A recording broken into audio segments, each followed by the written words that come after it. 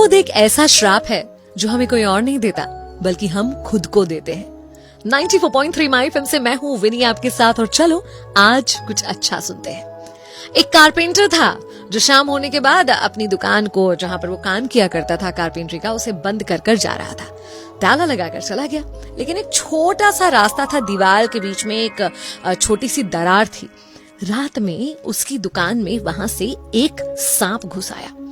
सांप घुस तो आया था लेकिन उसे समझ नहीं आ रहा था उसे कहाँ जाना है। इधर से उधर, आगे पीछे, ऊपर नीचे भटक रहा था सांप उसकी दुकान में। सांप भूखा हो चुका था। भूखा होने के कारण थोड़ा सा नाराजगी में, थोड़ा सा गुस्से में था सांप, और इधर उधर कुछ खाने के लिए ढूंढ ही रहा था। इतने में उस बढ़ई की दुकान की एक कुल्हाड़ी से इसे थोड़ी सी चोट लग गई। कुल्हाड़ी से चोट लगने के बाद सांप कुल्हाड़ी पे इतना नाराज हुआ कि उसने अपने मुंह से लोहे की कुल्हाड़ी को, धारदार कुल्हाड़ी को काटने की कोशिश की। लेकिन अंजाम क्या होना था? एक सांप अपने मुंह से अगर एक धारदार कुल्हाड़ी को काटेगा, वही अंजाम हुआ जो होना था। सांप और ज्यादा जख्मी हो गया, उसका मुंह लहूलुहान हो गया, उससे खून आने लगा। इस वजह से सांप को और गुस्सा आया, और जैसे कि सांप की आदत होती है कि अपने शिकार को अपने पूरे शरीर से जकड़ लेता है, कस के पकड़ लेता है, उस तरह से कस के उसने कुल्हाड़ी को पकड़ने की कोशिश की। लेकिन उसका अंजाम फिर वही होना था जो हुआ।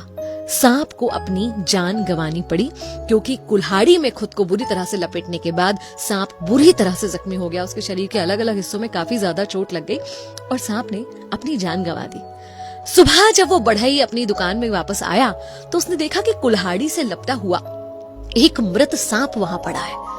कुछ खास समझ नहीं पाया बढ़ई, लेकिन हम और आप यहाँ बहुत कुछ समझ सकते हैं। सांप की मौत किसकी गलती से हुई? किसी और की गलती से नहीं। सांप को किसी और ने नहीं मारा, बल्कि सांप की जान ली खुद उसके गुस्से ने। क्या सांप के लिए जरूरी था कुल्हाड़ी की लगी ठोकर पर इतना गुस्से में रिएक्ट करना? ऐसे ही कई बार हमारे और आपके लिए भी जरूरी नहीं होता।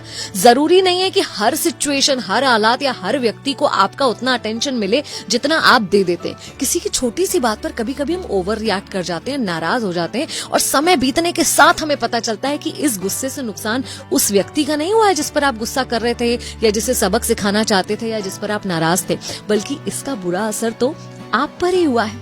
जब जब आप 1 मिनट के लिए गुस्सा करते हैं ना, तो आप खुशी के 60 सेकेंड्स खो देते हैं। तो सोचिए, एक पल के लिए रुकिए, ठहरिए और देखिए कि क्या इस सिचुएशन को, क्या इस व्यक्ति को आपके अटेंशन की जरूरत है?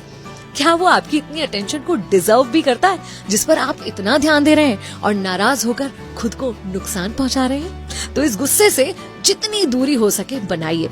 जब भी गुस्सा आए, ठहरिए, एक पल के लिए ठहरिए, सोचिए, अगर जरूरी हो तभी आगे बढ़िए। 94.3 माय एफएम से मैं विनी, चलो आज कुछ अच्छा सुनते हैं।